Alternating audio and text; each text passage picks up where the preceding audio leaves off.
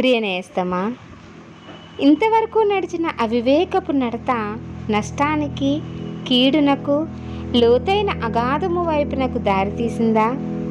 మంచిదే అని యోచించి వేసిన అడుగు కోలుకోలేని, తిరిగి పూడ్చలేని నష్టాన్ని మిగిల్చాయా?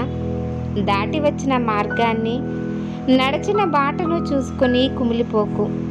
పరిస్థితులను మార్చగల శక్తివంతుడైన దేవునికి అప్పగించుము.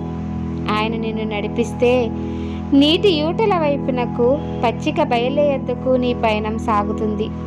నెమ్మది అనే గమ్యమునకు, సమాధానము అనే లక్ష్యానికి సాగుతుంది. అందుకే బైబిల్ గ్రంథంలో ఇర్మియా ప్రవక్త ఈ విధంగా రాశారు: వారు నన్ను ప్రార్థించుచుండగా నేను వారిని నడిపించుదును. వారు త్రొట్టిల్లకుండా చక్కగా పోవు బాటను, నీళ్ల కాలువల యొద్ద వారిని నడిపింతును. ఇర్మియా గ్రంథము 31వ అధ్యాయము 9వ వచనము. దేవునికి అట్టి రీతిగా ప్రార్థిద్దాము.